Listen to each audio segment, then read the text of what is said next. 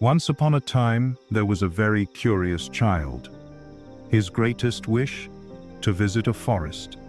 But not just any forest. A real forest. He had studied so much: trees, animals, plants, and flowers. He had read books, watched documentaries. Yet, he had never set foot in a real forest. He often wondered, will it be as exciting as going to Disneyland? And that day, finally, arrived. With his class, he set off on a field trip. The forest was waiting for them. And it was the great oak, standing at the center of it all, that welcomed them. A gentle rustling through the branches, and a deep voice said, "Welcome, children. This is a real forest. We have been waiting for your visit for so long. We have so much to tell you." The child stepped closer. "Hello, what's your name?" "My name is Oak," replied the tree. "What a beautiful name," said the child. "None of my friends are called that." The oak smiled. "By this name, your great-grandparents knew me. My wood is strong, resilient. I am like a parent to the forest.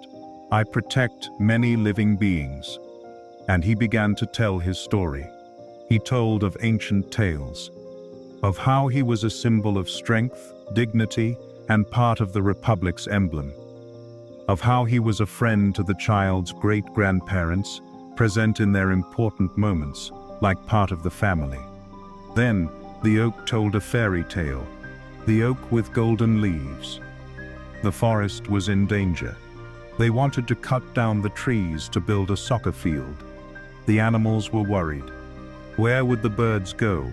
What would the squirrels eat? Where would the forest creatures hide? The fairy Naturina, hearing the oak's prayers, decided to give two children, Andrea and Anna, the power to understand the language of the forest. And something magical happened. A golden dust fell upon their heads, and everything changed. They understood the ants marching in line. They heard the bees talking. They listened to the trees, the squirrels, the ladybugs, the birds. The entire forest was alive. Every being had a voice. Every leaf had a story.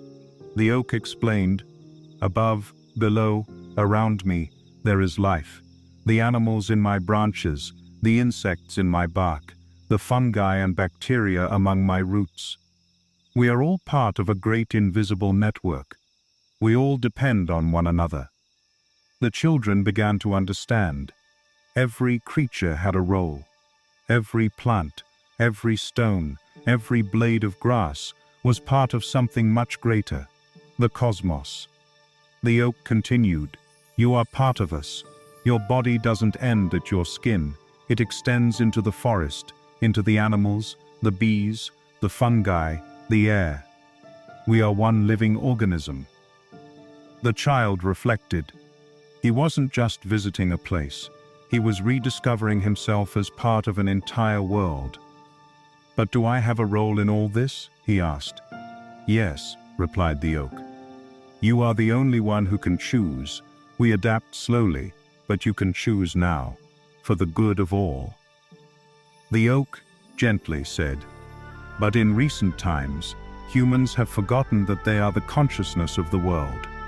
Your decisions are hurting us, and by hurting us, you hurt yourselves too." The child listened and understood. He understood that protecting nature is protecting ourselves, that everything is connected, everything is relationship, that every living being has value, a voice, a purpose.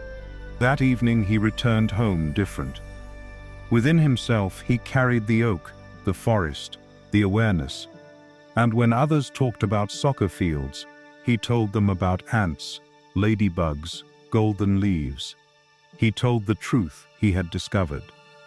Little by little, other children began to listen, and their voices, together, became strong enough to protect the forest, because now they knew. Now they could say with certainty, "I am a tree,